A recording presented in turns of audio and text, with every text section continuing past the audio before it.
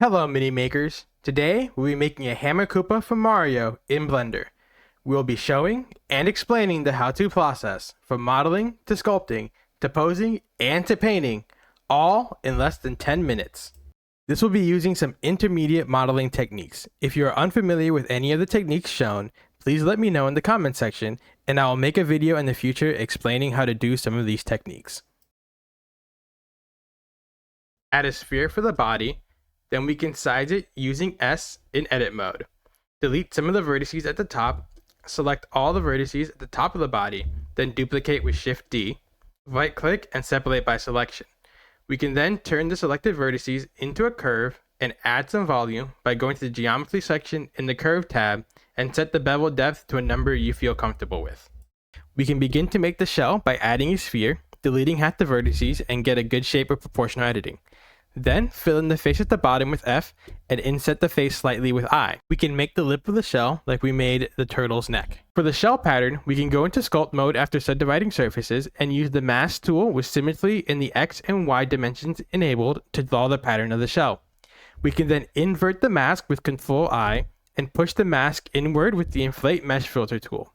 To get a better control of the shell using the mask tool, we can use stabilize strokes enabled. To make the shape of the shell more interesting, we can use the scrape tool on the edges of the turtle shell pattern to give them a slightly chamfered edge. We can also use the smooth tool to clean the edges slightly.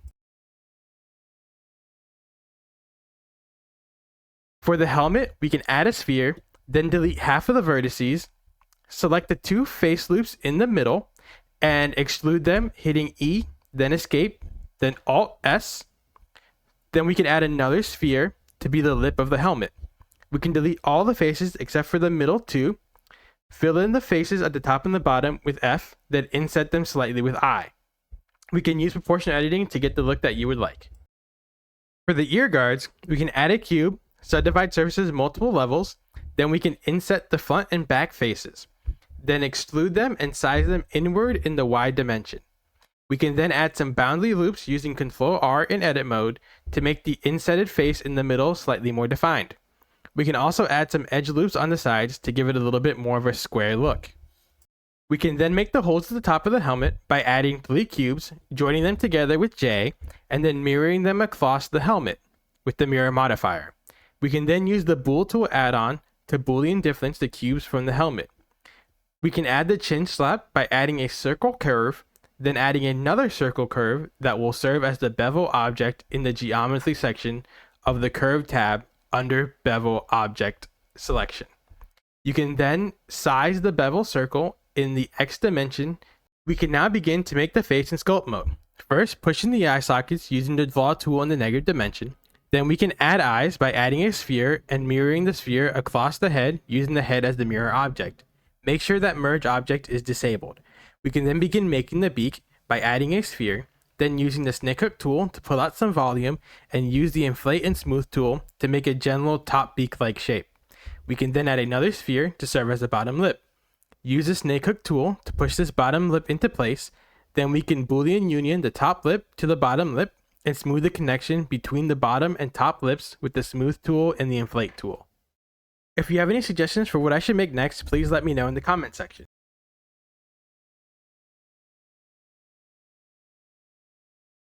You can then add some cheeks under the eyes by using the inflate tool and the crease tool to give the small cheeks like seen in the art.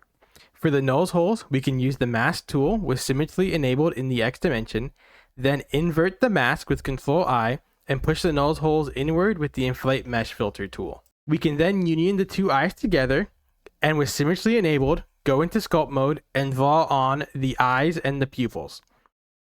First, use the mask tool, then invert the mask and push the eyes in with the inflate mesh filter tool. You can use the same principle to make the pupils. For the arms, we can add a vertice, then use the skin modifier and subdivide surface modifiers.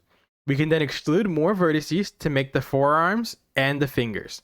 To size the vertices, we can use Ctrl A, and for the fingers, if you want to size them in any particular dimension, you can use Ctrl A, then click that dimension, X, Y, or Z, to scale it in solely that dimension.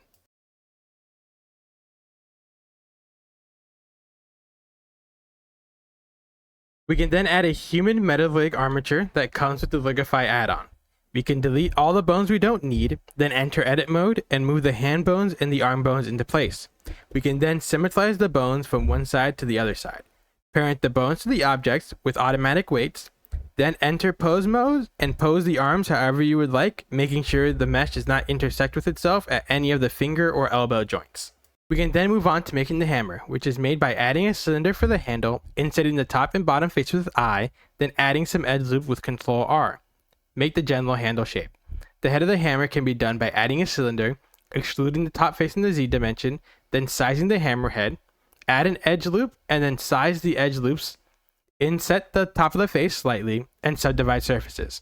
We can then exclude the bottom of the hammer out and move it in the Y dimension slightly.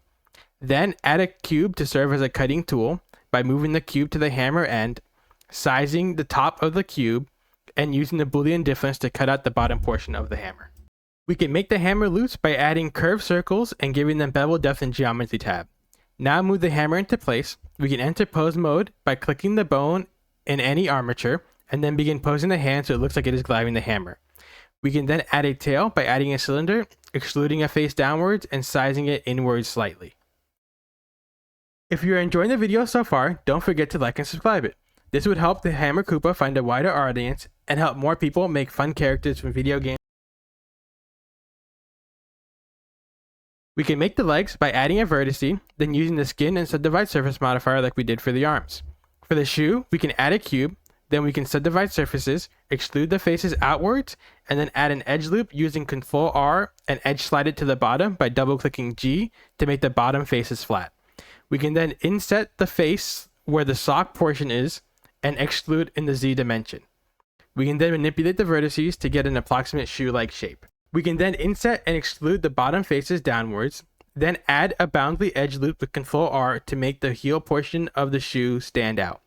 Then we can dissolve the top vertices of the boundary edge loops so that only the heel of the foot is affected. We can then enter sculpt mode to put the finishing touches on the shoe, use the box mask tool to make sure the sole is unaffected. We can use a combination of the snake hook tool, the inflate tool, and the smooth tool to get a bit more cartoonish with the look. Then we can add a torus to serve as the shoe top and mirror the shoe and the torus across the body. We can enter sculpt mode and smooth out the arms and add a little bit of volume to the palms and the top of the hands. We can also use the inflate tool and the crease tool to add a small bicep on each of the arms. Now in sculpt mode, we can use the mask tool, invert the mask, and push inwards where the arms, the legs, and the tail would go in the body. Make sure to use the draw tool in the negative dimension. Now the only thing left is to paint the Hammer Koopa, which is done by going into sculpt mode, selecting the paint tool, and while this is happening, I'll let you know a couple of things I enjoyed about the Hammer Koopa's design. First, I like the helmet a lot. I like the fact that it is a football or a rugby-like helmet and not a war-like helmet. I think that adds to the overall fun choices chosen by the designer of the Mario games. I also enjoy how the hammer is karmically large, but not very ornamented.